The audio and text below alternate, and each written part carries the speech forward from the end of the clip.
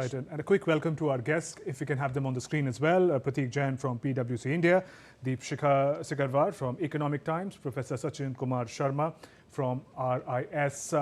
Good morning and welcome to all of you. Professor Sachin Kumar Sharma, if I can come to you first, with reference to the economic survey that came, a very interesting paradox of 2025 that the economic advisor talks about.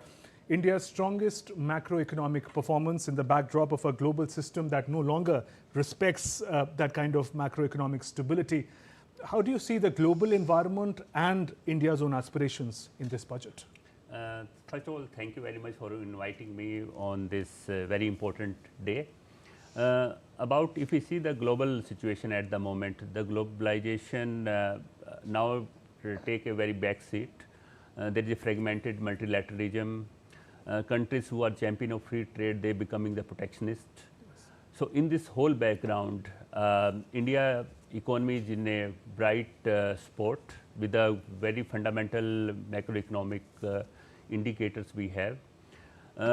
And then, given the situation that... Hold your thoughts. These are first visuals on your screen of the budget team led by Finance Minister Nirmala Sitaraman heading to the Rashtrapati Bhavan to meet President of India, Draupadi Murmu. And you would remember that early in the morning, the Finance Minister had left her residence and moved to Kartavya Bhavan. A short while back, we showed you the first visuals of the Finance Minister holding the Bahi Khata in red, containing the tablet from where she will read off the budget speech in Parliament at 11 a.m. in India's lower house, which is the Lok Sabha.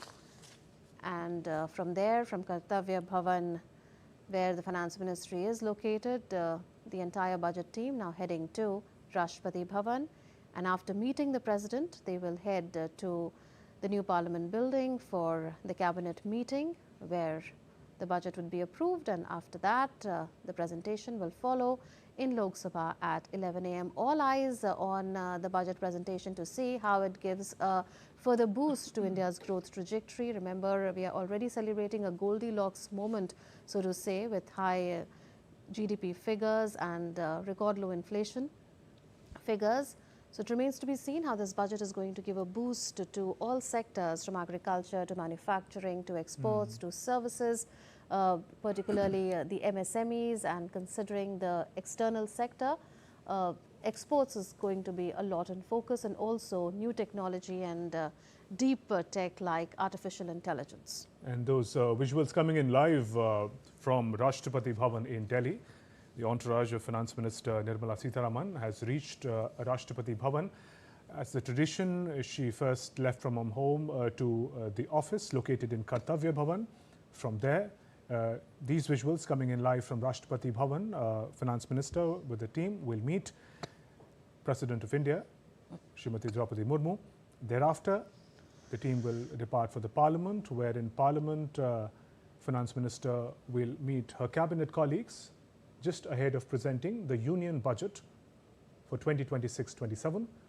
Those visuals of the imposing Rashtrapati Bhavan and Finance Minister Nirmala Sitaraman's team, cavalcade, entering the premises of the President House, Rashtrapati Bhavan. In just moments from now, she's going to meet and call on President Draupadi Murmu. As we look at these visuals, Professor Sharma, the point that you were making about a unique global situation where this budget is going to be presented for India's future. Yes, if I continue on that particular point, if we see the global situation, it's not very optimist across the world. Countries are going towards the protectionism.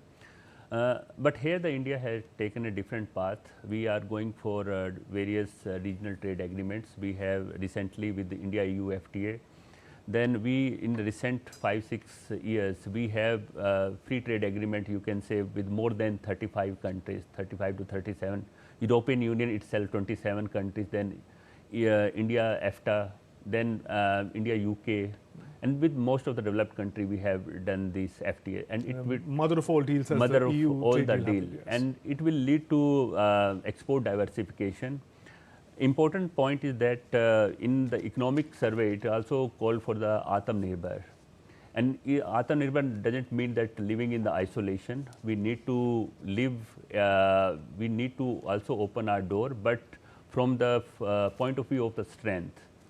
So, in this respect, even economic survey says that we need to focus on our priority sectors, so that other countries should not misuse or sometimes the blackmail in terms of the supply chain, like in the critical mineral or semiconductor.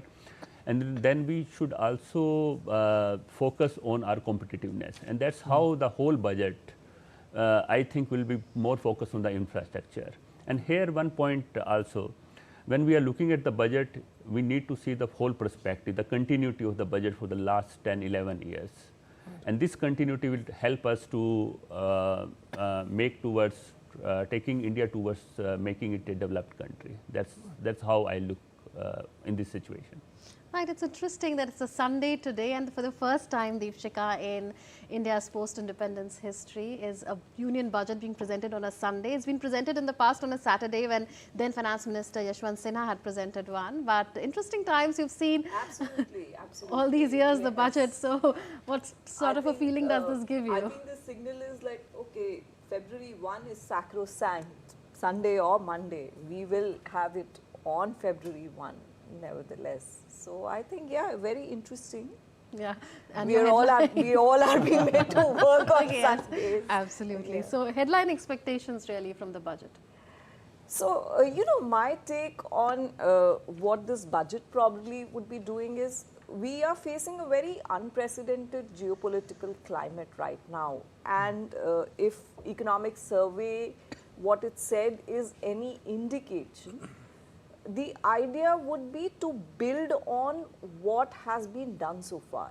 Now, if you look at the past 1 year, number of measures, big reform in form of GST, personal income tax cuts happened in the last budget. So, idea would be to build on this momentum going forward, because this uncertainty is not going away altogether. It is going to continue in the coming year. We are also having these big trade deals. So, how do you sort of ensure that your domestic industry remains shielded from this uncertainty, and also how can you enhance its competitiveness to take advantage of these trade deals?